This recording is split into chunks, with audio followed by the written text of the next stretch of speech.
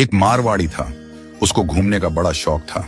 अब वो घूमते घूमते एक ऐसे राज्य में चला गया जहां पर क्या था, हर 5 साल में राजा चुना जाता था, पर चुनाव का तरीका अनोखा था। एक हाथी आता, सूंड में माला लेकर, और सबके बीच घूमता था।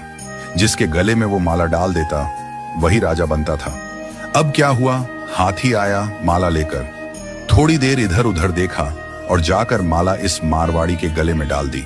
मारवाड़ी हैरान, अरे भाई, मैं तो घूमने वाला आदमी हूं, ये कहां फंसा दिया। खैर, उसे राजा बना दिया गया, सिंहासन पर बिठाया गया। राजपुरोहित आया, तिलक करते हुए शर्तें सुनाने लगा। भैया, आपको 5 साल के लिए राजा बनाया जा रहा है, लेकिन 5 साल पूरे होते ही आपको यहां से सैकड़ों किलोमीटर दूर एक उफनती नदी के किनारे छोड़ दिया जाएगा। उस नदी में घड़ियाल हैं, मगरमच्छ हैं, जिनकी वजह से आप नदी पार नहीं कर सकते। अगर किसी तरह पार कर भी गए तो उसके बाद आएगा एक गहरा जंगल जिसमें हिंसक जानवर और खतरनाक राहें हैं। वहां आप जानो और आपकी किस्मत। अब तक जो भी राजा बना था उसे मालूम था कि 5 साल बाद मरना तय है, तो वह 5 साल बस ऐश करता था, भोग विलास, मजा, तामझाम। लेकिन यह मारवाड़ी अलग निकला। उसने सोचना शुरू किया, अब मुझे 5 साल बाद क्या करना है। राज्य की जो भी आमदनी आती थी उसमें से 51% जनता की भलाई में लगाने लगा, और बचे हुए 49% से उसने अपने आगे की प्लानिंग की।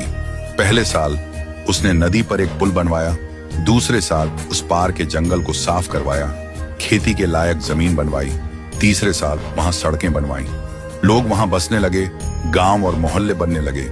चौथे साल एक छोटा सा महल बनवाया जहां वह आगे जाकर रह सके। 5वें साल अपने जीवन भर का खर्च, जरूरी चीजें, अनाज, सब कुछ वहां स्टोर करवा दिया। अब 5 साल पूरे हो गए। परंपरा के अनुसार लोग उसे ढोल नगाड़ों के साथ विदा करने आए। लोगों की आंखों में आंसू थे। कहने लगे, ऐसा राजा हमने पहले कभी नहीं देखा। वो राजा था मारवाड़ी, शांत मुस्कान के साथ सबको प्रणाम किया और उस पुल पर चढ़ गया जो उसने खुद बनवाया था। लोग अवाक रह गए। हजारों राजा आए गए, मारे गए, लेकिन ये पहला राजा था जो भवसागर को पार कर गया। कथा का संदेश, हम सभी इस धरती पर सीमित समय के लिए आए हैं। ये जीवन 5 सालों की तरह है। जो इस समय को मौज में घंवा देता है वो अंत में उस भवसागर में गिरता है जहां मगरमच्छ, घड़ियाल, दुख और पीड़ा है। लेकिन जो जीवन का उपयोग अच्छे कर्मों, जनसेवा और प्रार्थना में करता है वो इस जीवन से परे उस पार पहुंच जाता है। तो आज ही से भवसागर पार करने के लिए अपना पुल